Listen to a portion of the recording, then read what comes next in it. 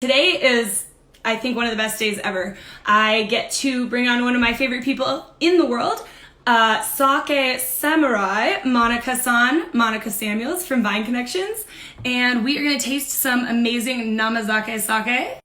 So if you've never met Monica, you get a chance preview of her today, and we're going to taste some amazing sake.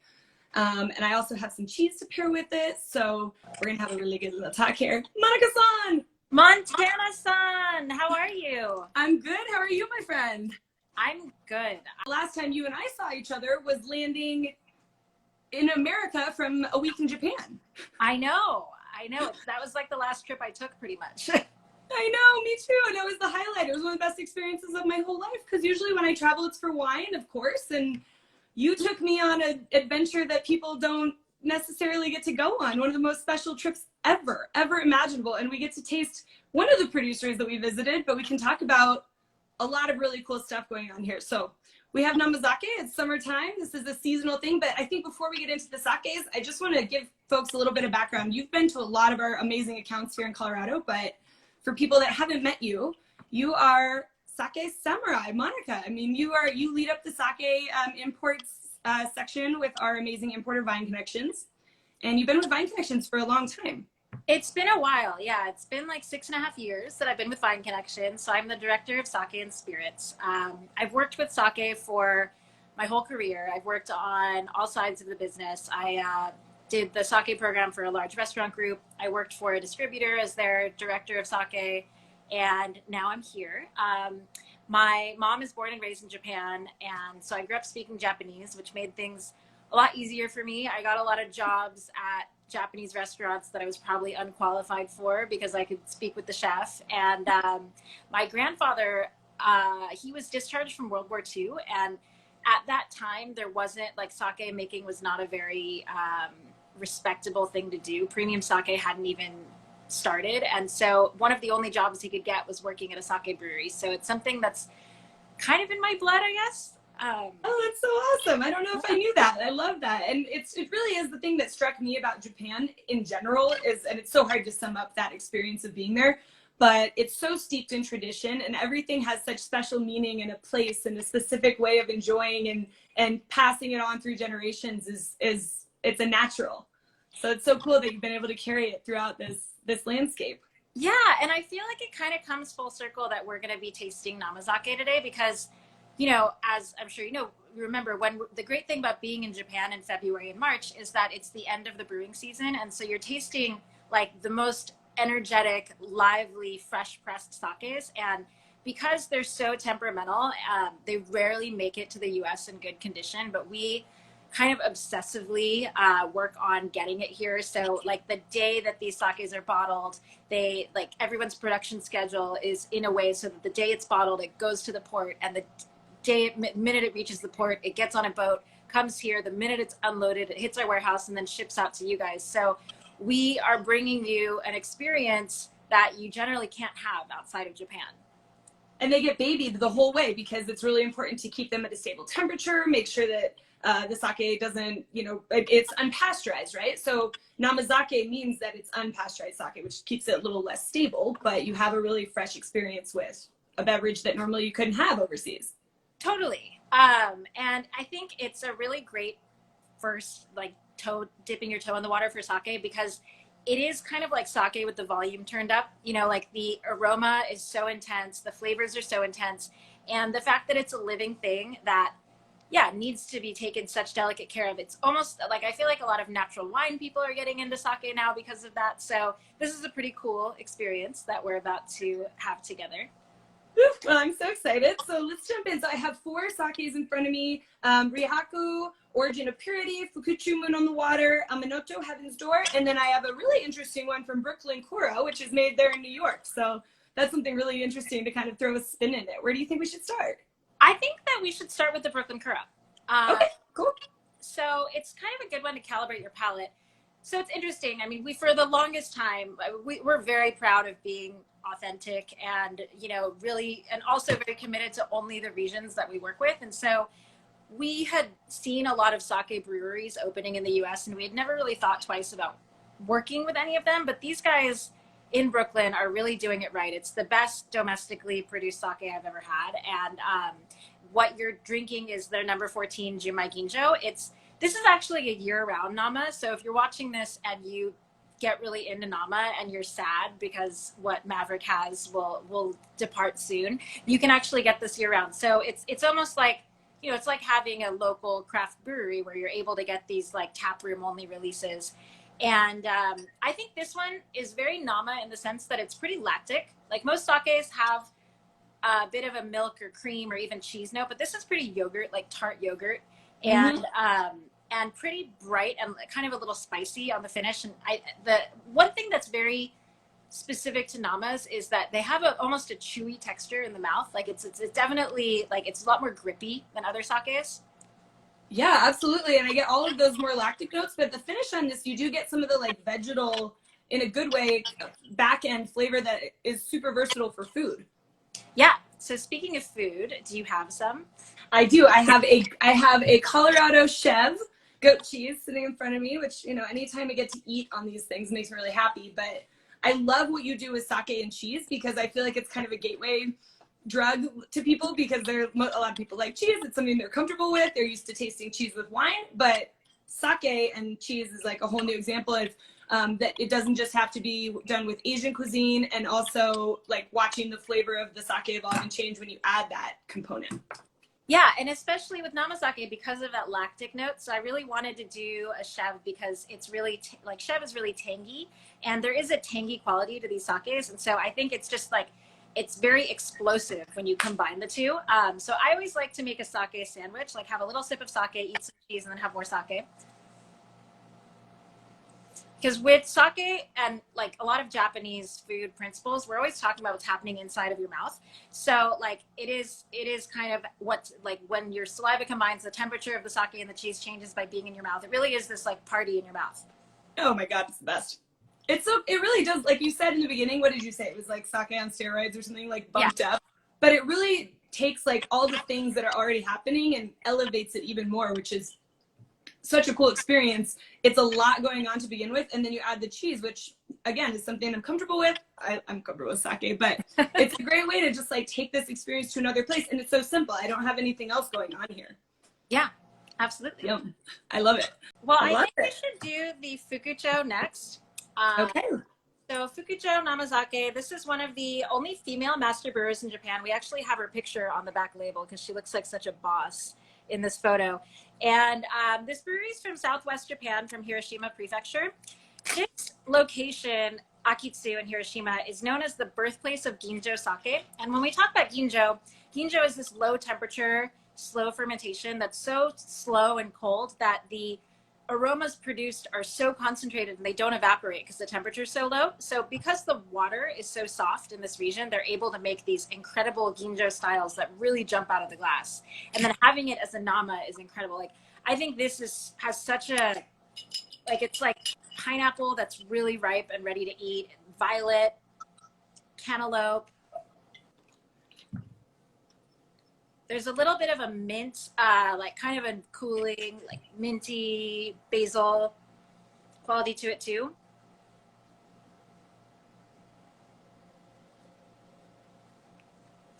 It's massively different. Even the nose is like, it's a lot more of the floral and fruit aromas on this one. It's like definitely more of a fruity style. I haven't tasted it yet, but I love that. And I love, you started to mention about the water. And for anybody that's kind of just learning sake, one of the big things that stuck with me from our trip was kind of the components of the sake and how important water is as a characteristic in the finished sake, and how sacred it is in Japan in general as a component. So you talk about rice and water and then craftsmanship, essentially, right? Did I miss something? No. You're absolutely right. Sake is 80% water. Water goes in at every single stage in production. And since there's no appellation system in Japan, the one thing that's always going to be local to where the brewery is the water. And so I think it's really interesting because as like vibrant and intense as that sake is up front, the mid palate's really soft and creamy. Wow. Which is almost like the opposite of wine. I feel like it's more like intense and racy in the beginning and then softens over time. Totally. One of my favorite, I think the sake has a really nice umami too. That's like a little smoky and sweet. One of my favorite pairings with the sake is a miso, anything with a miso glaze, like miso cod, miso and eggplant is really, really good. Ooh, yeah. I just have to plug Vine Connections a little bit too, because not only do you guys have such amazing products and staff, obviously you're a WSET level 4, level 1000 instructor, which I hope to do your course later this year. So if we have accounts watching, shoot us a message and we can talk about doing like a virtual WSET sake focus, which Monica has in the works. But in addition to all of that I mentioned, the back labels of these sakes are so informative. They have a lot of great information around. I mean, not only does it have a photo of the brewer, which is amazing, but also really just like important core information to help you understand the style and the brewing process behind what you have. And then the Vine Connections website also is a wealth of information that is so useful to us. I also want to ask you about the naming of the sakes and the English names, because I know that you have like a role in that. So Moon on the Water. So it was really important to us to have English names for the sakes, just because I think with a foreign language, it's really hard to remember what you've had. And if you look at our producers, we have Taka Tenjin, and Taka. You know, so how is someone supposed to remember which Taka they had? And so, but we really didn't want to do it in a way that felt cheesy and inauthentic, especially being Japanese. Like, I can't get behind a sake that's called like Sleeping Geisha, or, you know, it had to be really have something to do with the sake itself. With this sake, this is the character for moon, and this is the character for water. So this is actually the name that it's sold in Japan. But some of the other ones, you know, like Rihaku Origin of Purity that we'll have next, really come from the story about the sake. Like, the Rihaku is made from an heirloom rice, an ancient grain. So it's kind of that origin where a lot of sake rice that people use these days are hybrids of multiple heirloom rices. And it's genshu, it's undiluted. So that like kind of cask strength original, it's as close to that pure source as we can get, and it's unpasteurized, so it's really like low intervention and very like OG rice. And the yeast is we'll do this one next. The yeast is really interesting too. The yeast is isolated from flower yeasts from rosebud vines, where most other sakes are made with yeast that's purchased from a lab that have been isolated in different breweries in Japan. So this is pretty geeky. The brewer went to the Tokyo Ministry of Agriculture, which is like the UC Davis of brewing, and he did a lot of postgraduate work in isolating flower yeasts. Wow. And obviously that's going to impart some flavor profile. Totally. This is more full-bodied than the Fukucho. If you are joining us, I get a lot of dark fruit on this one, like more like blackberry and lime, and there's a really interesting like pink peppercorn note to the sake. You know, because it's made from rosebud vines, you would expect it to smell like rose, but it's really not that floral compared to the Fukucho. Yeah, just the nose alone, I would say, is more on the masculine end of the spectrum. Totally, and there's a little more of like an ocean smokiness, like a seaweedy quality to this one.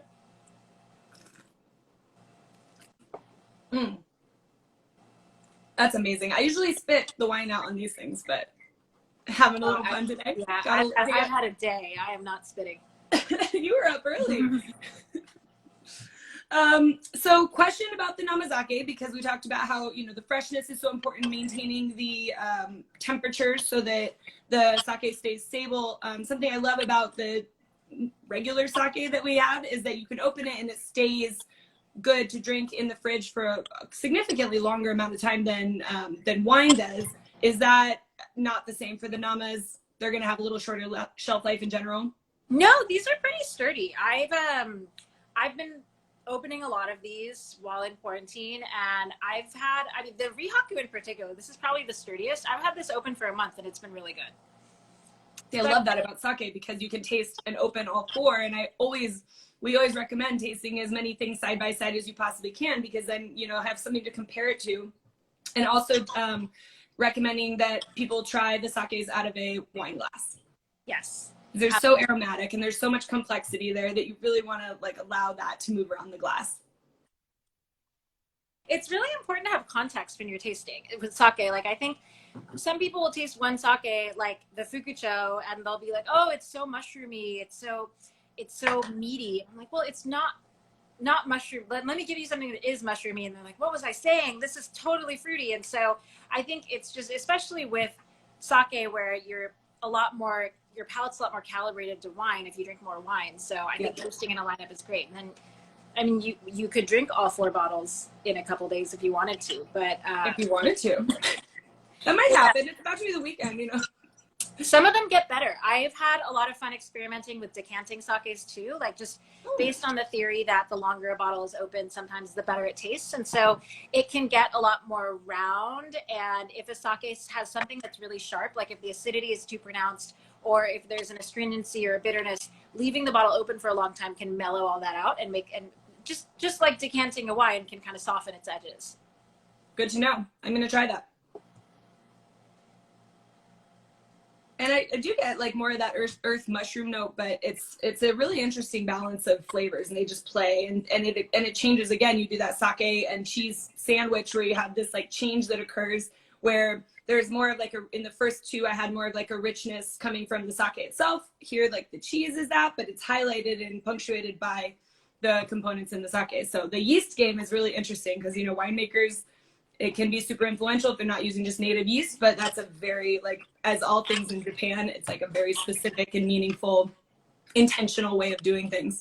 Yeah, and it just kind of boils down to there's no yeast living on the outside of a grain of rice, right? The first thing you do is polish the rice. So there's yeast everywhere, right? There's yeast floating from the ceiling, but because sake is non-vintage and it really is intended to taste the same every year, and it's such a cold, slow, open tank fermentation, it's too risky to depend on wild yeast. Yeah, so that was the Rihaku. And then let's finish with Amanoto, since this is the brewery that we visited together. I know, this was the first sake brewery I'd ever seen, and it's way up north in Akita. I think we traveled like 4 hours by train to get up there. There was snow on the ground, and we go back to, well, a lot of folks are especially in the wine side, are familiar with what it means to be a grower producer of wine, but in Japan it's very rare to be a grower sake producer, meaning that they grow all of the rice that they make sake out of. And this brewery in particular, actually all the rice is grown within 3-mile radius of the brewery, so it's very, very much grower sake. Yeah, and it's so Heaven's Door is actually the direct translation of the name of the brewery, Amanoto. So this is the character for heaven, and this is door. It's a really old-fashioned way of saying it. And yeah, it's way up north. We went 4 hours on a train that was going 200 miles an hour. So it's super far away from Tokyo. And it's rural Japan. I think a lot of folks were looking at us like, what are these people are lost. So I think in relation to the other namas, this is the most like grain driven, which I think you would expect from a grower producer that started out as rice farmers. Like they were rice farmers that then decided to start making sake. And so, I mean, I think you get those nama notes, like that little bit of that tart yogurt note, but it's pretty, there's I think this is a great beer drinker sake. Like it's got a malty quality, a little bit of a caramelized, like this almost smells like it's a nama that's had a little bit of age, because those kind of really fresh, vibrant notes can get a little more roasted and caramelized, especially if you taste autumn release namas. But this is really nutty, kind of like a marzipan, caramelized nuts. Okay. Yes. And this is one where, I mean, I think the Fukucho and the Rihaku are definitely more fruit forward, where this is more distinctly more savory. So I think when you take a sip, it's like having a wine where you take a sip and you're like, okay, this needs food, where I think it really makes you want to reach for the cheese with this one. I love that. And the brewer here actually is a chef as well, right? So that sort of like marriage of food and sake, and thinking about that from a flavor profile and style and texture perspective is very, very much ingrained in what this sake is about. Yeah, the Toji, or the master brewer, is what we call a Toji, was a chef as well as just someone so passionate about sake and planting rice. And he passed away he passed away unfortunately last year, and he collapsed in his own rice field of a pulmonary embolism. So it was just this very like poignant full circle, like what he dedicated his life towards. What do you think about the pairing?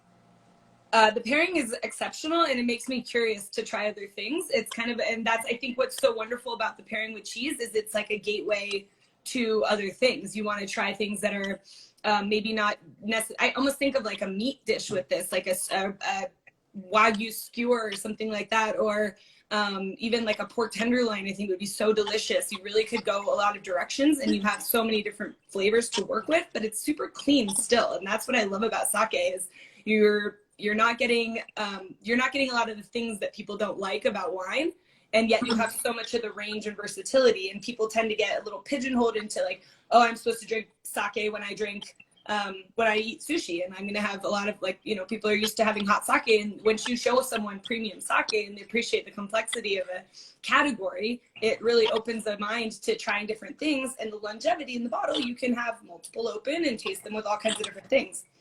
But back to simple, it's perfect.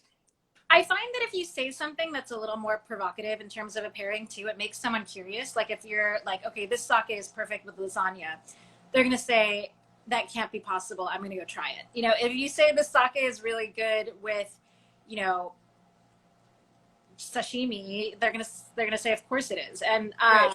When we were in Akita, I think we had this dish. Akita is really famous for a smoky pickle. And a lot of sake bars that you go to, they'll serve that smoky pickle with like a cream cheese. And it's such a classic sake pairing, but kind of the smokiness, the vinegary, the fermentation, and then those lactic notes in the cheese. It's like so perfect for the sake. It's all the components, everything rolled into one. And it's funny, you know, when someone says, I think this wine tastes like this, and then you're like, oh yeah, I think I taste that. You mentioned lasagna, and I'm like, I taste like a Parmesan cheese note here all of a sudden. Yeah, it's definitely cheesy. Yeah, you know, like it's we were really saying, great and good. Yeah, all sake has some of this dairy expression for the most part, and then this one, there is a maturity that where you're getting more of those like caramelized, and so instead of that like yogurt, it's more a little more cheesy on this one. So, and then also just so people know, so we have the Heaven's Door, and then we also, from all these producers except Brooklyn Kuro, we have the everyday bottling that is not the Namazake, that goes by the same name. So that's another really cool comparative tasting if you're as lucky as I am today and have all these namas open. Awesome. But if that's not your situation, it's a really cool thing to show someone, whether it's at the house or at the tasting bar, whenever that is a thing again, that you can show like the nama and the not nama versions side by side to get a little bit more of a sense of like the brewery and the production and kind of what they do. Yeah, it's so educational to taste side by side to understand. What do you think are like the kind of, I know it's hard to like summarize it into one answer, but what would you say are like the primary differences? It's just a more electric version in the Namazake? Well, so yeah, you are going to have more candied characteristics, a little more, generally more chewy on the palate. It is common to have more of a lactic nose. Generally, and not everyone loves nama. You know, generally sake goes through a few months of aging, like sometimes up to a year of aging in tank or in bottle before the second pasteurization and it being released. And that time of maturation really helps the sake evolve. So you're not going to have quite as many layers or as much complexity, where a pasteurized sake that's been rested will really evolve in the glass. And those are super interesting to decant, as some air really does expose different layers of the sake. But namas are generally bright and brash and bold and juicy. Well, I think it's such a cool experience. It's such a nice thing to kind of have a little journey to Japan with you again, and we'll be doing a lot leading up to the end of the year. We have the best sake book in Colorado, thanks to Vine Connections and you, and education's such a big part of what we do with the sakes, and opening up people's eyes, letting it be a gateway to a whole new experience. Because if you're in the lane of loving wine and enjoying that sensory experience, this is such a great portfolio, so much expression. And are you confirmed going to do a W set training for our geeks out there that want to get deep? I want to. I definitely am this year. I just haven't set it up. It's probably going to be in September. Okay, well, oh my gosh, Monica, I'm so happy to see your face and grateful for your time. And it's always an experience every time. I'm so happy to be on here. Thanks so much for having me. I feel like I'm at your house. I wish you were. We would drink all these together and get in trouble. I know. All right. Well, until next time, Kanpai. Cheers, my friend. Kanpai. Good to see you. You too.